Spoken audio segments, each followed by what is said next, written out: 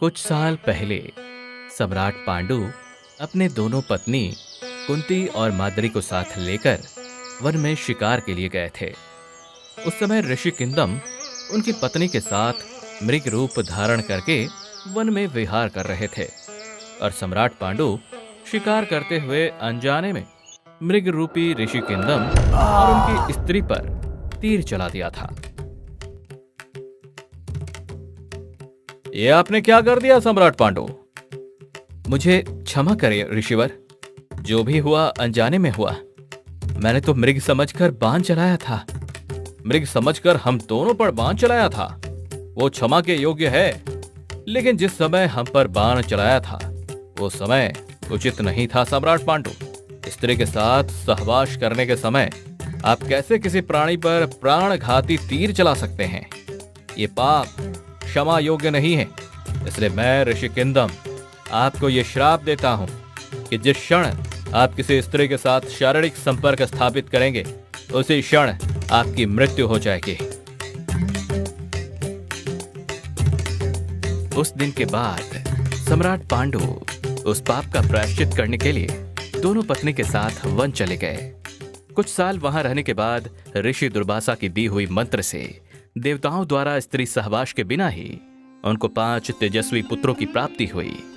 सम्राट पांडु अपने दोनों पत्नी और 5 पुत्रों के साथ बहुत खुश थे। धीरे धीरे समय बीतता गया और हस्तिनापुर लौटने का समय भी निकट चला आया। और उसी में एक दिन ऋषि किंदम का दिया हुआ श्राप काल बनकर प्रकट हुआ। सम्राट पांडु कामदेव के वश में आकर अपनी छोटी पत्नी माद्री के साथ शारीरिक संपर्क स्थापित करते हुए मृत्यु को प्राप्त हुए।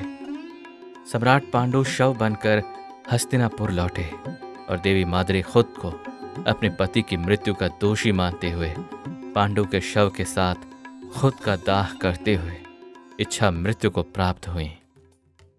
उधर हस्तिनापुर का कार्यकारी सम्राट धृतराष्ट्र अपने अनुज और हस्तिनापुर के असली सम्राट पांडु की मृत्यु से जितना दुखी थे उतना ही खुश थे, ये सोच के कि अब वो बहुत सालों तक हस्तिनापुर के राज सिंहासन पर विराजमान रह पाएंगे।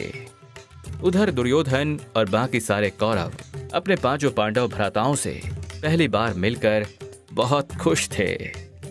भ्राता युधिष्ठिर, भ्राता भीम, अर्जुन, नकुल और सहदेव, मैं हूं दुर्योधन, ये है युयुत्सु, वो दुशासन, ये विकर्ण और ये सारे हमारे भ्राताएं हैं। हम 101 भ्राता और एक बहन हैं।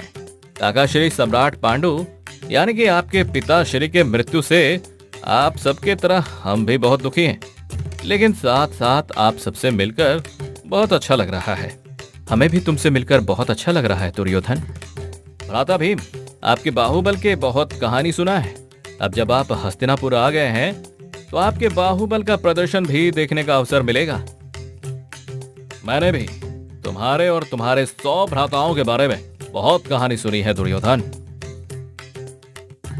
मूर्ख दुर्योधन, पांडु के ये 5 पुत्र तुम्हारे भ्राता नहीं शत्रु हैं, क्योंकि हस्तिनापुर के सिंहासन के असली उत्तराधिकारी तो पांडव हैं।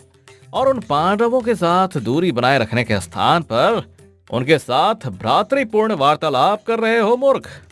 अब मुझे ही कुछ करके दुर्योधन को पांडवों के विरुद्ध और पांडवों को दुर्योधन के विरुद्ध करके एक दूसरे को शत्रु बनाना होगा।